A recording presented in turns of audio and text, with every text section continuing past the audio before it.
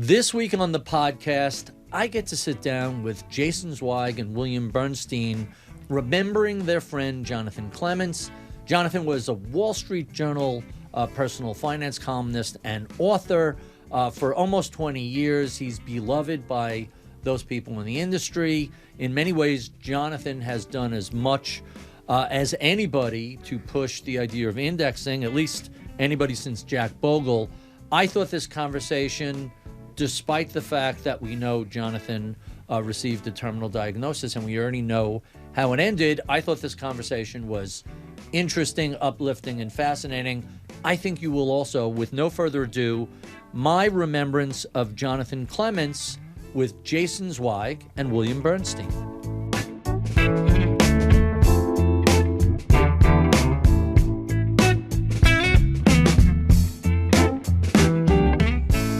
Jason Zweig and Bill Bernstein, welcome to Masters in Business. Thanks, Barry. Glad to be here.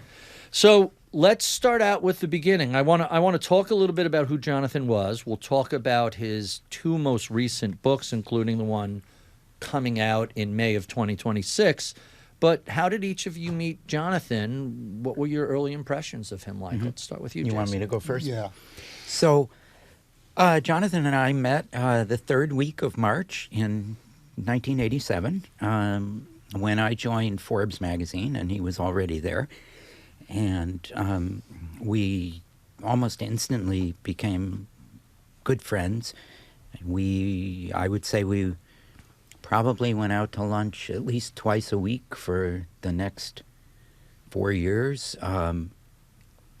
Certainly every Wednesday, fish cakes and spaghetti at the New Courtney on 14th Street in Manhattan, which I think was, I want to say was $4.95. That's right.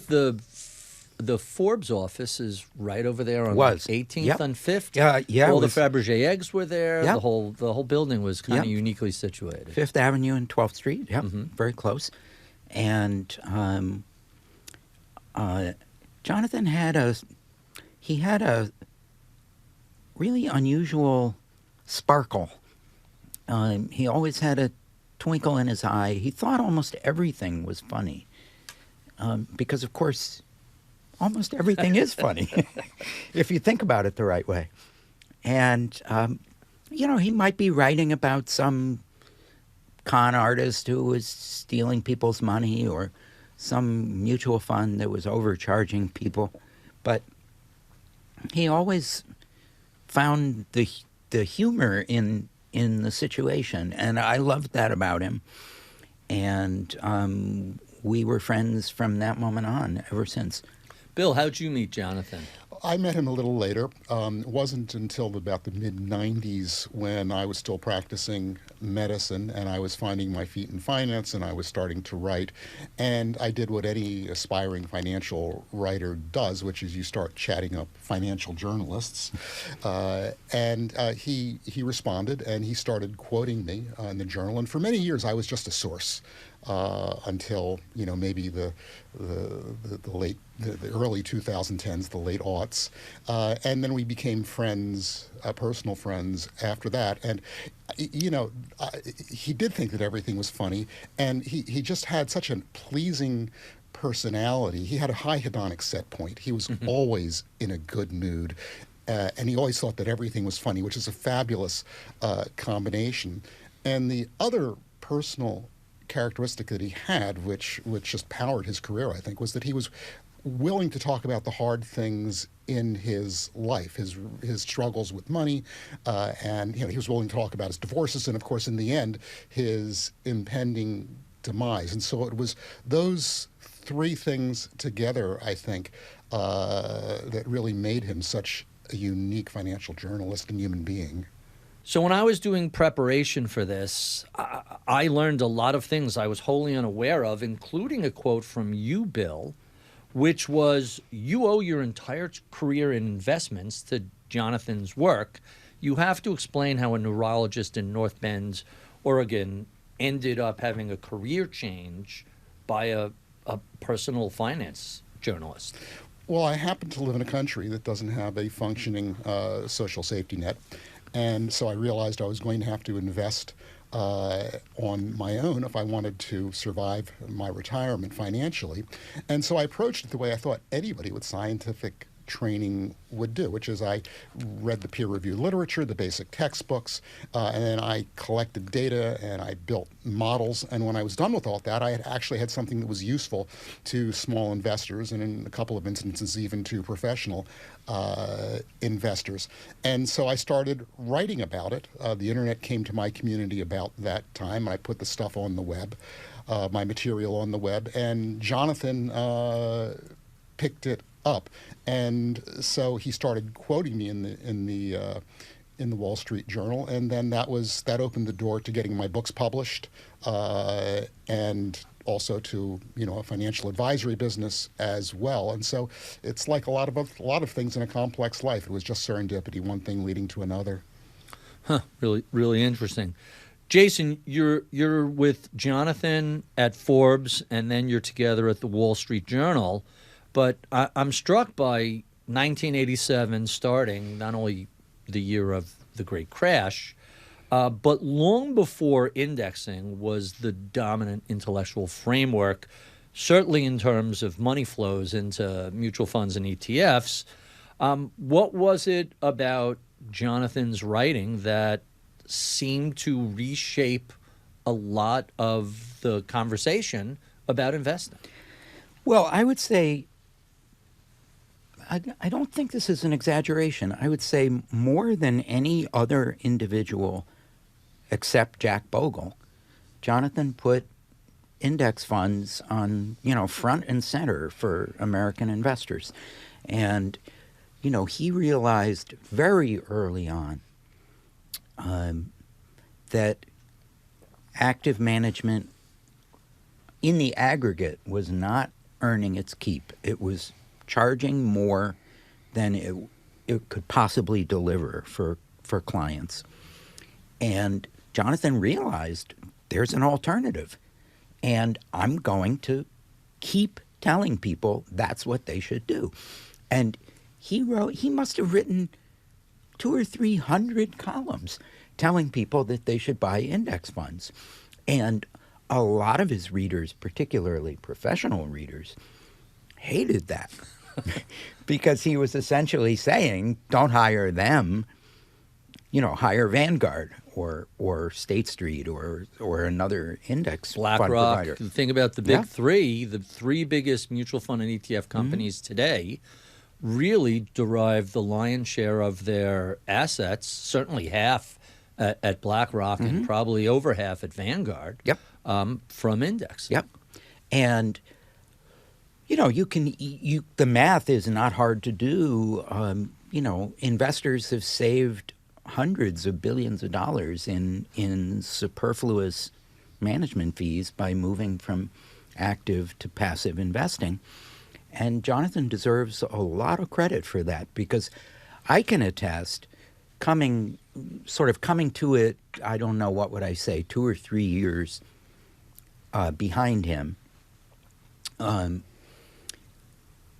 amount of hate mail I used to get and hate phone calls, it's not easy to tell people that they should not have a right to make as good a living as they have been. They don't like hearing that. But if it's in the best interest of the larger part of your audience, that's the message you have to deliver. And that's the choice Jonathan made really before any other investing or personal finance journalist in the country. And once he made that choice, he would not be moved. Go ahead, Bill. Yeah, I mean, fortune favors the prepared, and I think what prepared Jonathan for that was from about, 1990 to about 1994, he covered mutual fund managers. Yep. And boy, that's an awful sandbox to have to play in, because how do you get into that sandbox? Well, you take a lot of risk and you get lucky. And going forward, the track record is not so good. And he saw that often enough that I think it drove him to the conclusion that Jason was just talking about. Mm-hmm. I think it was Professor French at Dartmouth of Fama French fame said it takes about 20 years to figure out if a fund manager is skillful or lucky. At because least 2 or 3 years of returns certainly certainly doesn't tell us anything. He has one example that just stays in my memory, which is that if you have a hedge fund manager who can beat the market by 5% per year, and the standard deviation of stocks is 20% per year, if you grind through the statistics on that, it takes 64 years to Wow. get the statistical significance. Wow, that's quite amazing. He called his own advocacy for index funds an obsession that some readers found irritating. And when I read that line, I thought of your quote, which is your job is to write the same column week after week after week, but in a way that neither your readers or your editors figure out. So how do you continually write about indexing if your readers are finding it irritating? Well, I think Jonathan arrived at the same place I did. And of course, even though he was slightly younger than me, he was a couple of years ahead of me because he just started on this topic earlier than I did. But we both ended up in the same place, which is you keep your message consistent, but you frame it, you tell it, you ornament it in different ways every single time. And Jonathan was an unparalleled master at writing what some people, disparagingly call listicles. He would, come up with 25 funny things that active managers say to justify their underperformance. And, he would run through all these bullet points, each one of which would be very funny. And then at the end, he would say, and that's why I think you should put all your money in index funds. I wonder how many of those lines came from angry emails from fund managers. Probably a lot of them. So one of his core principles is that successful investing should be comprehensively, almost aggressively boring, which is kind of ironic. Both asset management and financial journalism are unusually noisy, FOMO-based industries. So how do you make a message stick as an island of rationality in a sea of noise and emotional-driven stimulus?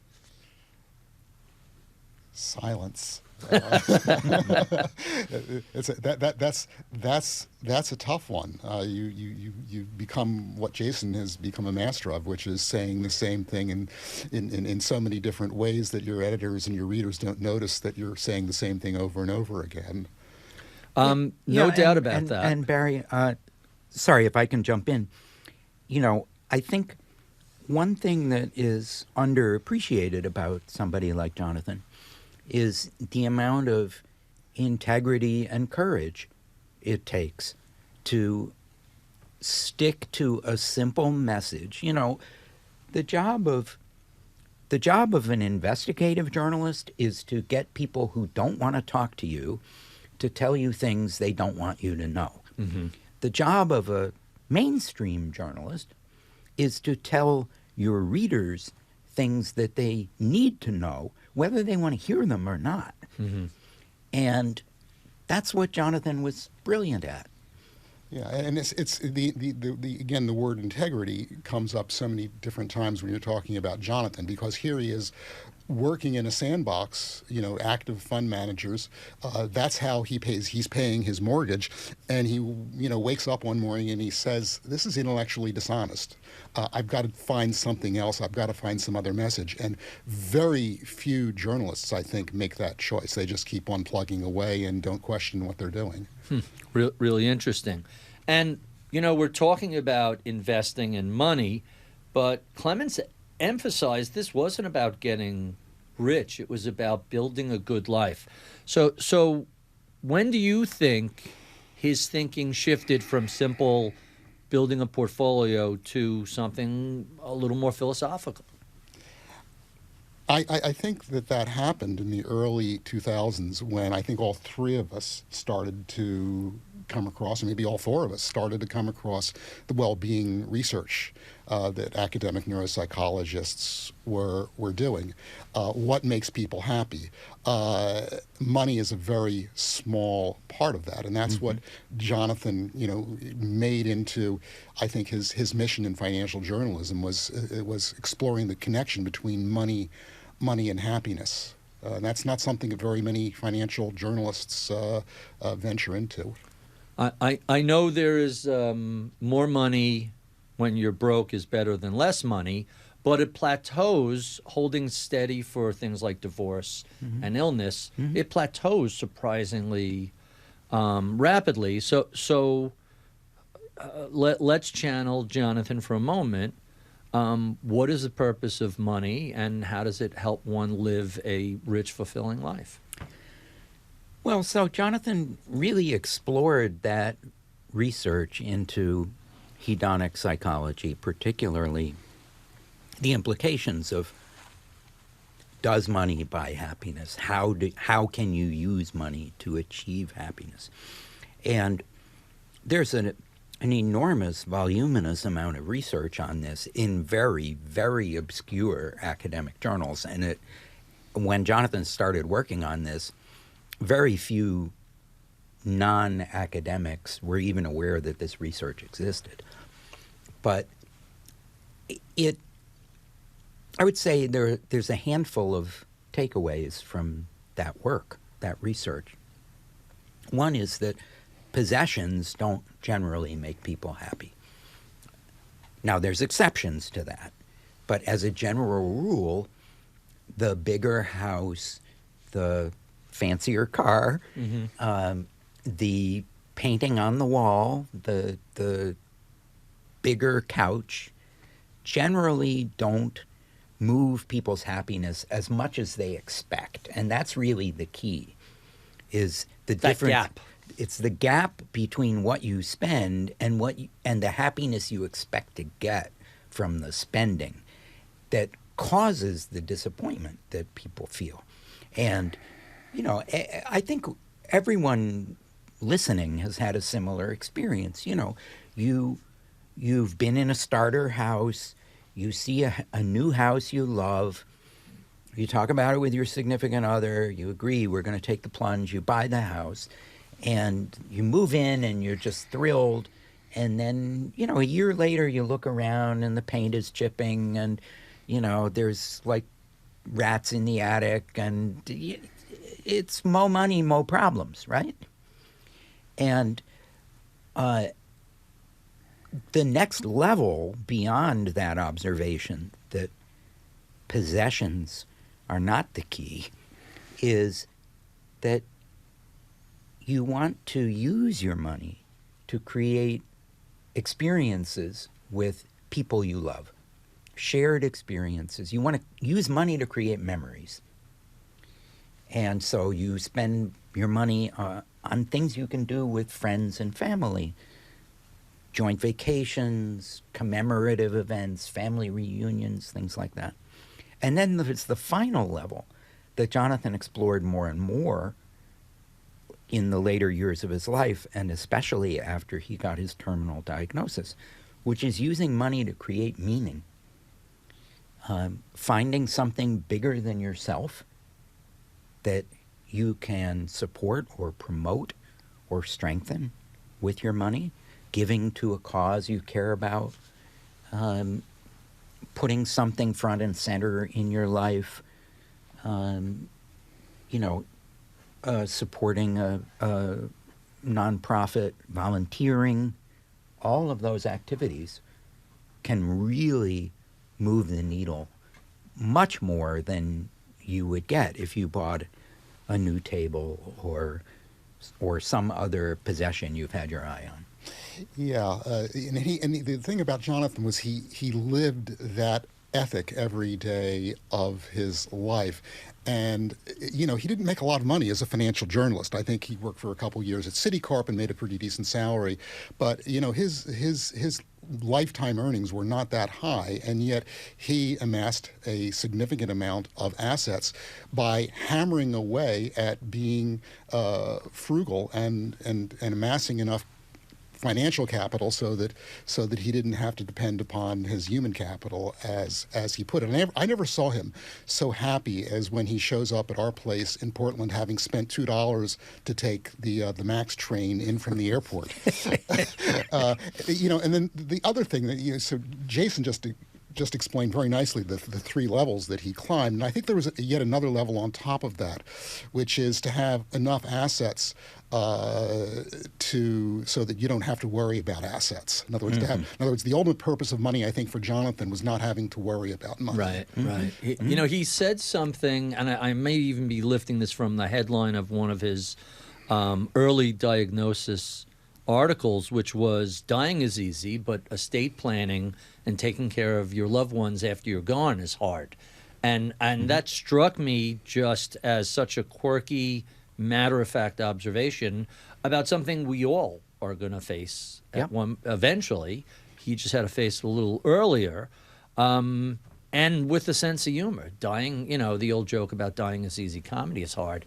No. Estate planning and taking care of your loved ones, that's what's hard. Mm-hmm. Yeah, I mean, if there's one thing that Jonathan didn't believe, it's that he who dies with the most toy wins. Right. Yeah.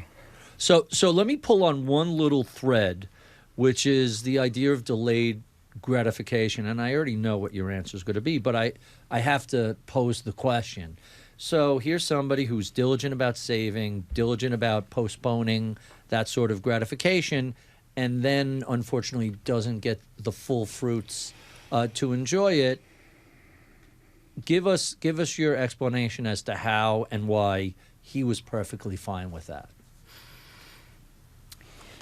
Well, so I talked a lot with Jonathan the last year of his life. I think he called me maybe 2 or 3 weeks after he got word of his terminal diagnosis.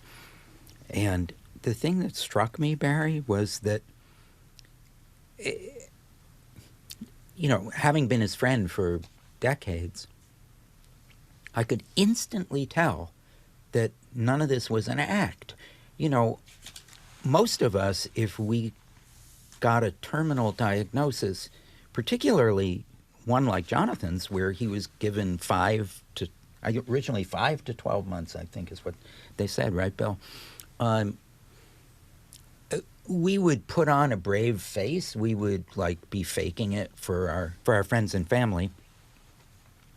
But Jonathan was, from the very beginning, he was totally at peace with it. And I can't tell you that I can totally explain that. I think he meant what he said, which is he felt he had lived the best life he could have. And he had done everything he wanted. He'd accomplished most of what he wanted to achieve. And he was okay with the news that would just absolutely devastate most people. Yeah, I mean, neuropsychologists use a personality scale. It's a 5-item scale. And one of the items is something called neuroticism, which is basically how much you focus on the problems in your life. And he had a very high hedonic set point. He was always in a good mood most of the time.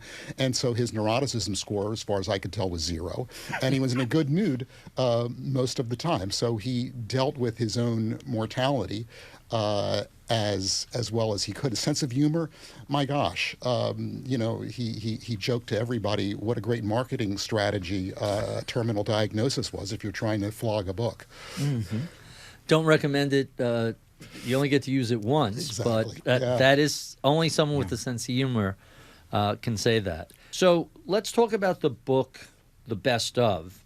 How did this book come together? Whose idea was it? What was it like working on a project with Jonathan under his awareness of his terminal diagnosis? Whose idea? Well, I think I was going to look at you and say whose idea was it. I think it was I think it was Jonathan's idea. Actually, I think it was. Yeah, he just decided he wanted to put together a compilation, and I think his main goal was to raise funds for a charitable purpose, which it took us a while to evolve, and that was the project. And so And let me just interrupt you. The Jonathan Clements Getting Going on Savings Initiative, funding Roth IRA contributions for young adults from low-income households. That sounds less like a book tour and more like a policy intervention. Yeah. It was, and that was. It turned out that translating that idea into something practical was a bit harder than everybody had, than anybody had realized. But it seemed like a good idea at the time, and so Jason and I and Jonathan put together a list of his columns. I mean, I think it was Jonathan who basically gave us the list, and Jason helped me organize it, and we self-published it through Amazon, and it has raised a substantial amount of money for the initiative, which we eventually arrived at. Which I don't know if we want to talk about that just yet. Sure, we could talk about it. Let's talk a little bit about how much money did it raise, and did anyone have any targets in mind? Was this all upside surprise? Yeah, on the order of about $60,000, which is a substantial amount of money. We actually raised a lot more money through the Bogle Center, through personal donations that came into the John C. Bogle Center for Financial Literacy. So even that raised a whole lot more money, and that money is going into a research project. Jason, I can never remember what JPAL stands for. That's the group, the research group who's doing this. Yeah. So JPAL is a behavioral economics research institute based at MIT in Boston, and it's run partly by Esther Duflo, who shared a Nobel Prize in economics in, I want to say, 2023. And JPAL does all kinds of interventions based on behavioral economics research, trying to encourage people from low-income households around the world, by the way, to form more constructive savings habits, to borrow more prudently, to become long-term investors, and we partnered with them because we really felt that getting Jonathan's vision from an idea into an actual program was beyond us. We needed help.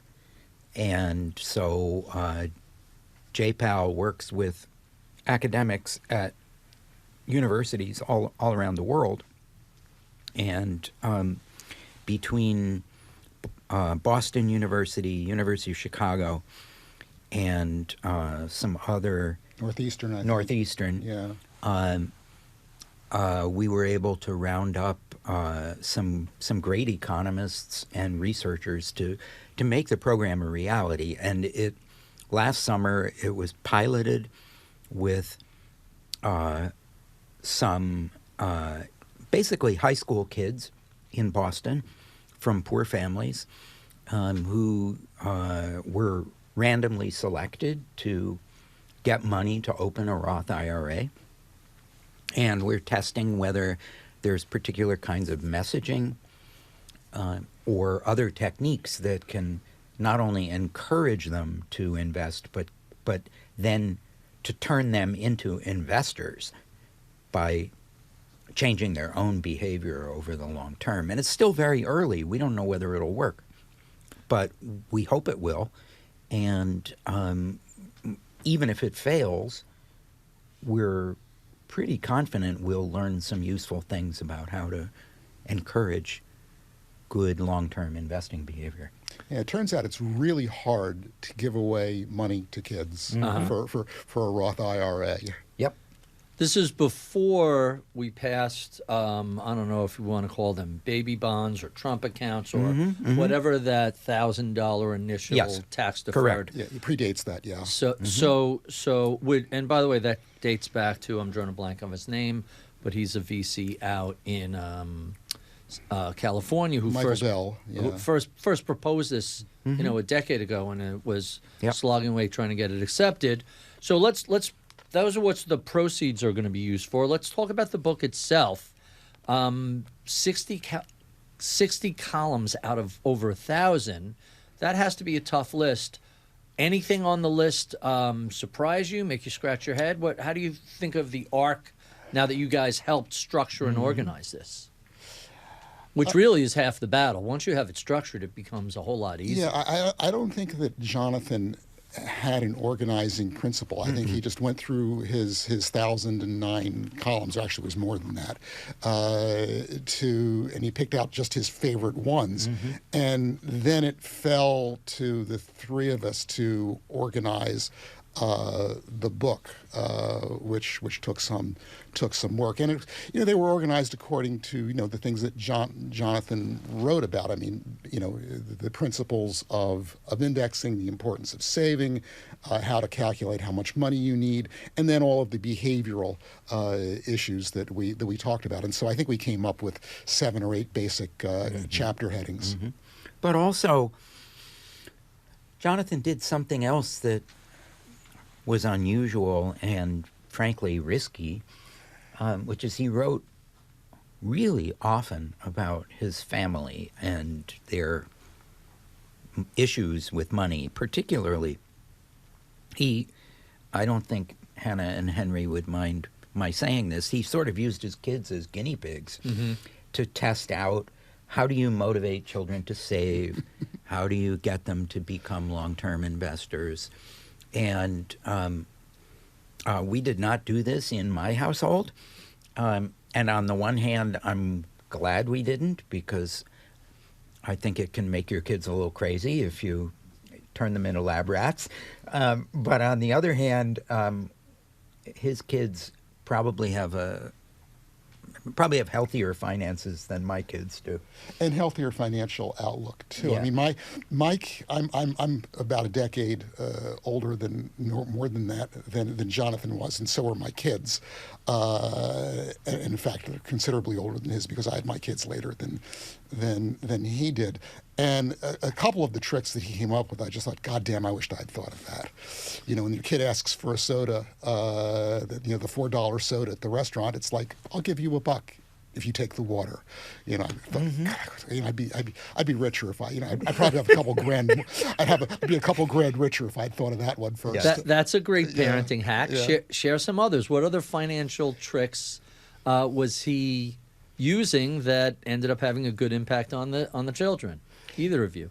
Well, the bank of mom and dad, he closed that. So instead of opening your wallet for the endless supply of 5 and 10s and 20s when they wanted something, at age 11 or 12, he gave them ATM cards that he would load up, at the beginning of the month, and then when the money was gone, the money was gone, and that's it till the next month. Yeah, and that's a great trick. I got to imagine a lot of parents are listening to this and saying, closing the bank of mom and dad.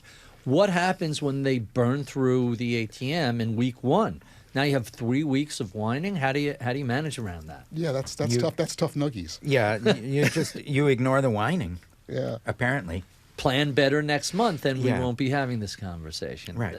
That's really pretty amazing. So it appears to me that Jonathan spent a big part of his career, and I always hate this word, but democratizing good financial advice. It sounds like this initiative is the culmination of all of that, and maybe further, because he's trying to reach people that are normally completely ignored by the wealth management and mutual funds world. Yeah, I mean, we part of the problem that we have is the behavioral problem of getting people to save, and hopefully, this initiative, this research project, will shed a little bit of light on that.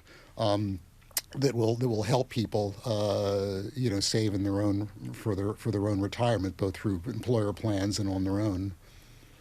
So let's talk a little bit about the behavior gap. Both of you have written about this. Jonathan has written extensively about it. Essentially, it's what people know they should do, and then what they end up doing despite knowing what they should do. How do we contextualize this behavior gap from Jonathan's perspective? Well, I think Jonathan did something really important, which is there was a firm, which I won't name, that in the 90s used to say that the behavior gap was 7 or 8% a year for people who didn't use stockbrokers to buy their mutual funds. And in other words, if you were willing to pay an upfront sales charge to buy a mutual fund, you would end up earning a much higher return than somebody who didn't go through a stockbroker. Does the math bear that out? The math does not bear that out. No. The behavior gap is real, but it's nowhere near that big. And 2 to 3%, something along those lines. Probably a little smaller. I remember a Vanguard study that specifically said for people who have behavior issues, it's worth paying 0.5% or 1% to somebody if it prevents them from making 3-4% in errors. I'm talking my book. They were talking their book. How do you perceive the ability for someone to talk an investor off the ledge when every instinct in their body is like, no, we want to sell now because in March 2009 or March 2020, this is going to get much worse than it is right now. Yeah, that's a completely separate issue than what we're talking about. I mean, what we're talking about is what is the gap, and the answer is it's not 7 or 8%. It's closer to 1% or 1.5%, which is less than the cost of engaging conventional advice, certainly through a full service financial institution.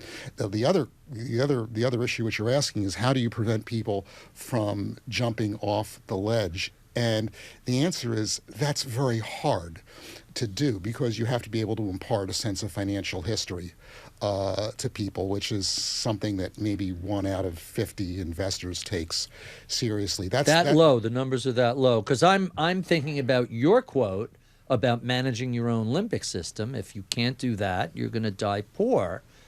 Tell us about how all these columns and the book from Jonathan. Well, the limbic system, very, very crudely, is system 1. It's the fast-moving system that it engages when we hear the hiss of the snake or see the yellow and black stripes in our peripheral vision on the African savannas.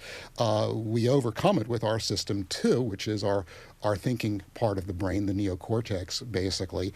And the neocortex has to learn something about financial history. And good luck with that.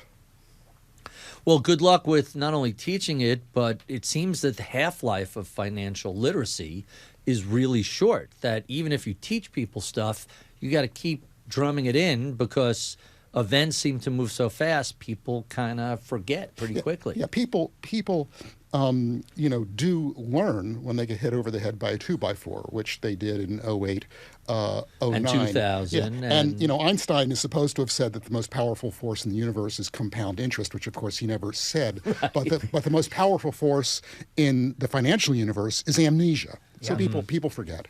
What's the Galbraith quote? The one thing we learn about financial history is no one learns from financial history. Yeah. So it's really true. So let's talk a little bit about this book, starting with, first of all, who gets a terminal diagnosis and says, I know, I will write a book. I mean, every one of us at this table have written more than one books, and I think we would all admit they're kind of a slog. Where did this come from? What was the motivation here? Jonathan never told, he didn't tell me he was doing it. I don't know if he told you, Bill. No, he did not. I only found out about it several months after he died. And I think it was part of how he coped with knowing that, his time was limited. He just wanted to make the most of the time he had left. He spent a large part of every day with family and friends and, creating new memories that the people who remained behind when he was gone would be able to cherish. But I think he also spent part of every day doing what he liked best, which was writing. Yeah, were you to ask Jonathan who he was and what he did, he would say, first of all, it's about my family. And then, secondly, who I am is a writer, and he could no sooner stop writing as if he could stop breathing. Mm-hmm. So the book Money and Me combines a lot of writing he did at the Humble Dollar, as well as some fairly personal reflections on his diagnosis. Is this book very different in tone and goals and ambitions than his earlier writings? What are your thoughts on this? Yeah, it's a biography. It's an autobiography. It's a biography, but having not read it yet, I suspect it's a biography with a lot of insightful lessons learned along the way.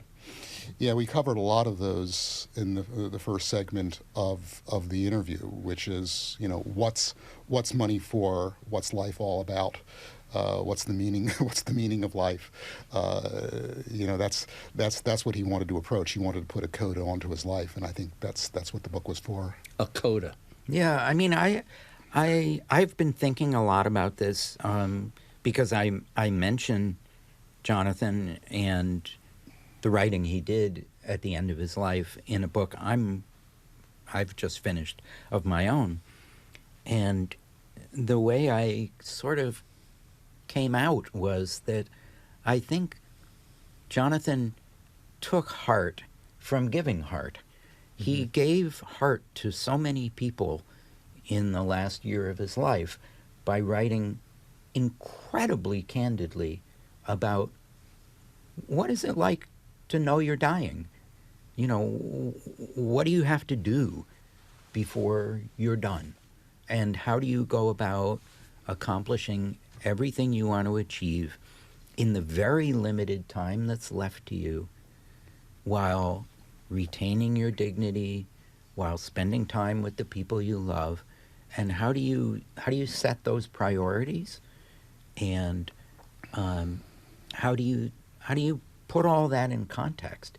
And Jonathan got not hundreds, but thousands of emails and letters from people who were dying, people who were taking care of loved ones who were dying, people whose loved ones had died, people who were afraid of death, people who had gotten a terminal diagnosis and then gone into remission or been cured completely.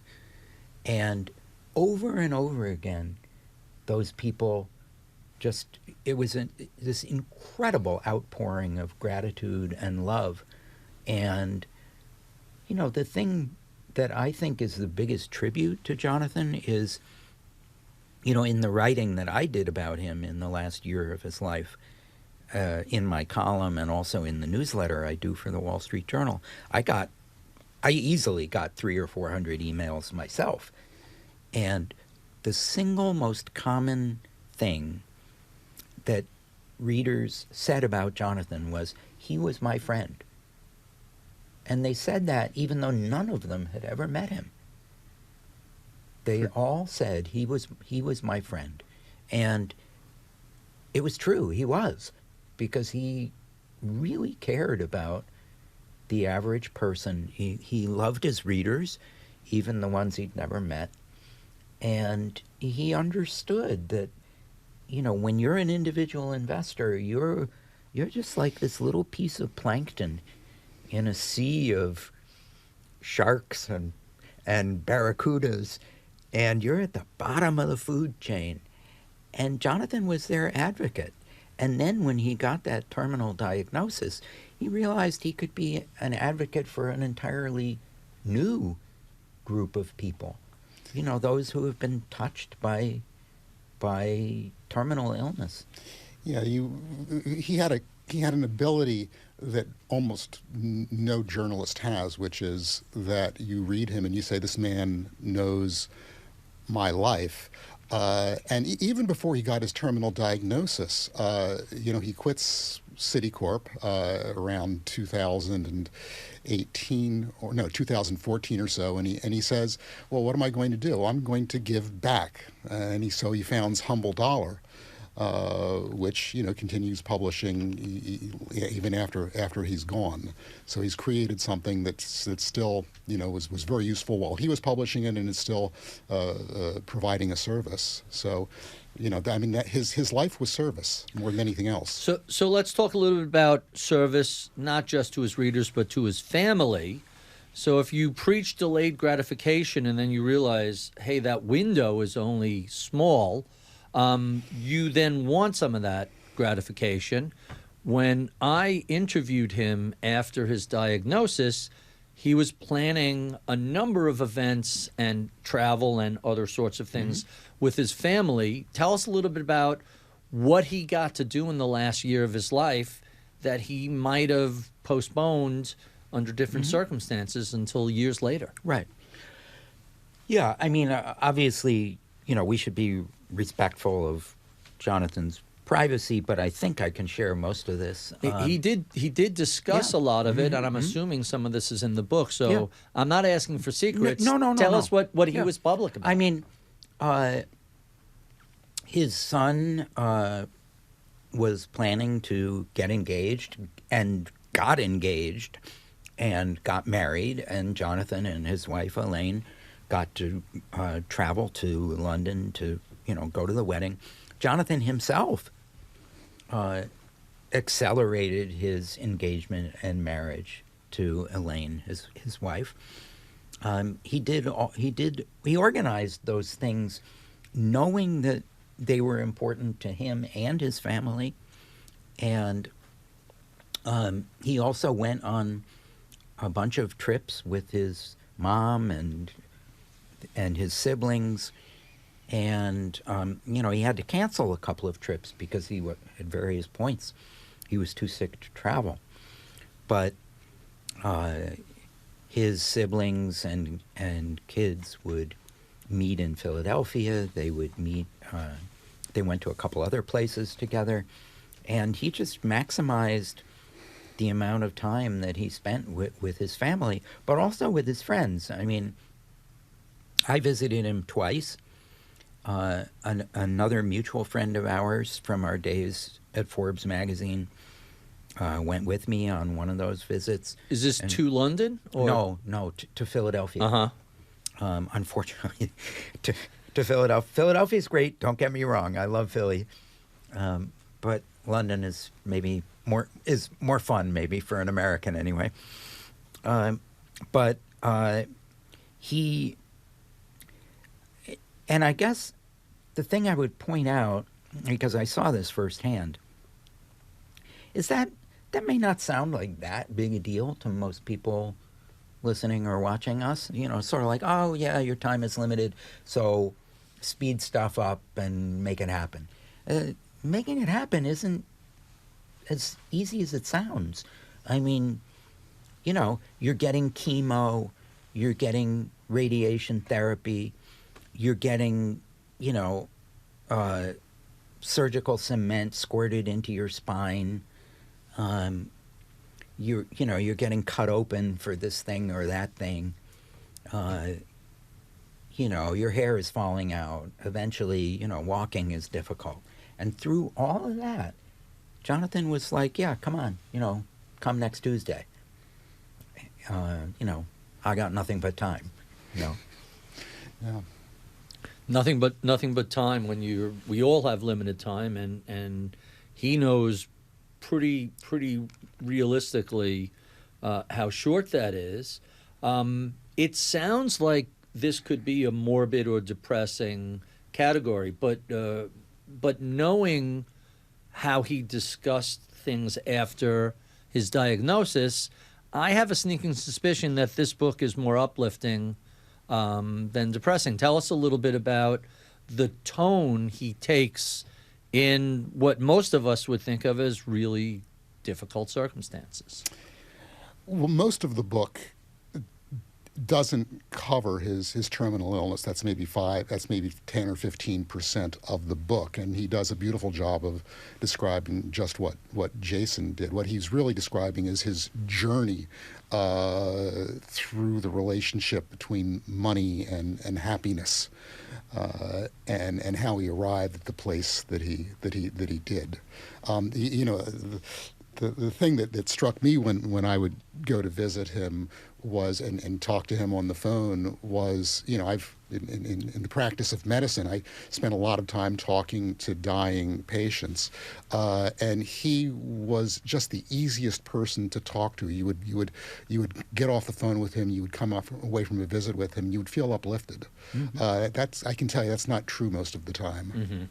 And does that translate into the book? Yes. Yeah, I mean, what I would jump in with, Barry, is that I think it may sound like a strange word, but the word I guess I would use is joy. I mean, Jonathan talked and wrote about dying from the most positive perspective you could possibly imagine. And it's as if he really felt that he had lived the life he wanted to live, and above all, he wanted to go out on a high note, mm-hmm. and he wanted to bring everybody along with him. Yeah. That was his great gift and his great endowment. We talked a bit about hedonic set point. He just wasn't a glass half full kind of guy. He was a glass 7/8 full kind of guy. Mm-hmm. Mm-hmm. Well, just that headline, I don't remember if it was the Journal or the Times piece, "Dying is easy, planning for death is hard," just is filled with that sort of mischievous sense of humor about something that everybody else takes very seriously. And when confronted with it, it's like, hey, you got no choice but to laugh and plow ahead. And that seems to be what he did. Yeah, I mean, one of the lines he used that I'll never forget is, and it was maybe the second to last phone conversation I had with him. He said, when I got my original diagnosis, they told me I had 5 to 12 months to live. And that was, now I may not be remembering correctly. I think at the time he was talking with me, it was maybe 13 months mm-hmm. prior. And he said, "So I'm already playing in overtime." And I mean, I burst out laughing just the way you did. My friend is dying, and I'm laughing, but I'm laughing with him as he cracks jokes about it. Yes, and he wasn't. It wasn't. Like, if that had been me, I might have been joking, but I would have been joking to, like, cover my fear and mm-hmm. whatever. And he was joking because he thought it was funny. Yeah. So there's a line from Howard Marks that I suspect reflects a lot of what's within this book. And I'm just curious as to your thoughts. Experience is what we get when we don't get what we want. Mm-hmm. And in the journey of the overlap between happiness and money, and that Venn diagram, which has, I suspect, less overlap than most people realize until they get that experience, which might not be what they wanted. How has his journey evolved?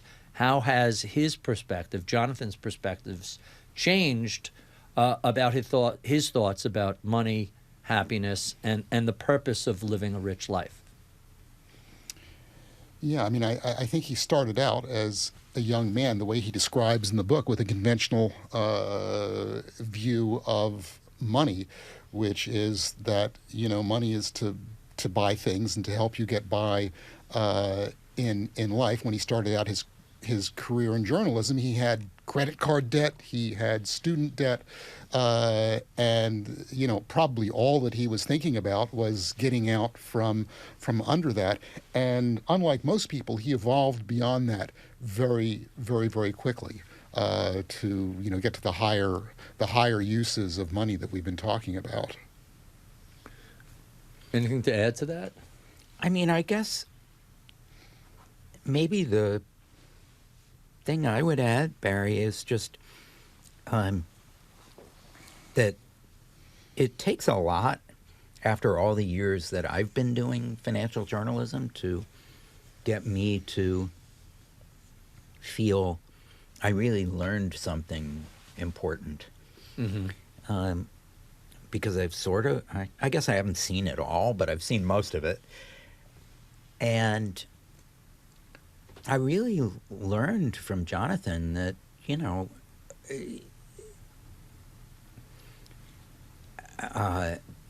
how you live under sort of the ordinary conditions of daily life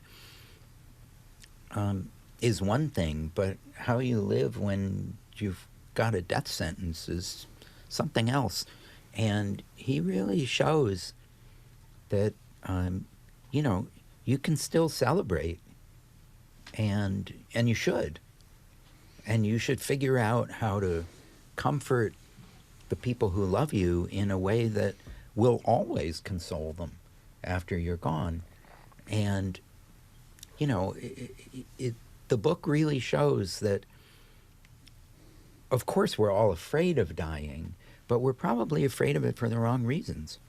And I think what Jonathan really showed is the thing you should be afraid of about dying is going out the wrong way. Mm-hmm. Like not giving the people who will live after you the positive things that you can give them as gifts. And that's what he did. Yeah, and the other thing which he was aware of is, he realized he was a very positive person and that he was dealing with his terminal illness as well as any person could, and he was much more acutely aware of how much harder it was for the people around him, Mm-hmm. and he talked about that a lot. About how hard it was, and particularly on his kids. Mm-hmm. Mm-hmm. That makes perfect sense. So last question. If Jonathan were here, what do you think he would want the takeaway to be from the book about the relationship between money and a life well lived? He would tell you to figure out who the heck you are and what you really enjoy doing, and that's what the money is for. Sounds wise. Jason, you want to? I have nothing to add. Did we miss anything? Is there something I haven't brought up that you guys? Because I don't want this to be a morbid conversation. We're all solemn, but I know each of you have a long and positive relationship with Jonathan. Mm-hmm. So I don't want this all to come across as morbid, because just because it involves death, it doesn't mean it's sad or morbid. What else do you want listeners to take away from Jonathan's life, his work, his books? Mm-hmm. What should people be aware that this isn't a downbeat book? This isn't depressing. No. We're being respectful, but at the same time, he was a happy, joyful person. We don't want to get into anything that's morbid, but, you know, when I was my dad died when I was in college, when I was 22. And I remember the thing that he was most worried about as he lay dying, because he died of lung cancer, he kept saying to me, "I don't want you to remember me like this, you know, as a sick person." Mm-hmm. And I kept saying to him, "I'm not going to remember you like this." And I couldn't know that was true, but it was. I don't remember my dad as a sick person. I remember him as this incredibly vital, physically strong, you know, mentally agile, impressive person. And what I will always remember about Jonathan is every time I think of him, I hear him laughing. That's the first thing that comes in my head is he didn't just laugh, he cackled.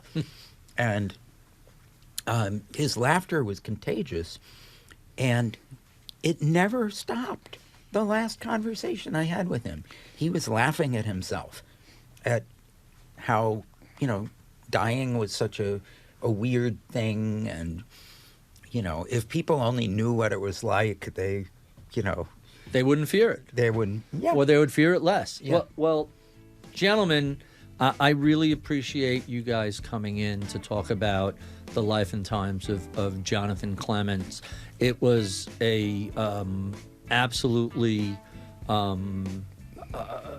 unique life, one that left behind a tremendous legacy for all of his, not just friends and family, but readers. The ability to touch tens of thousands of people and in a very positive way is a very, very rare thing. I hope people appreciate the conversation not as a morbid remembrance, but as a hopeful and uplifting one for somebody who left a very positive mark behind. Yeah. Well, thank you, gentlemen, for being so generous with your time. We have been speaking with Jason Zweig and William Bernstein, remembering the lifetimes and writings of Jonathan Clements in anticipation of his final book, Money and Me, coming out May 26th, 2026. I would be remiss if I didn't thank the crack team that helps put these conversations together each week. Alexis Noriega is my video producer. Sean Russo is my researcher. Anna Luke is my podcast producer. I'm Barry Ritholtz. You've been listening to Masters in Business on Bloomberg Radio.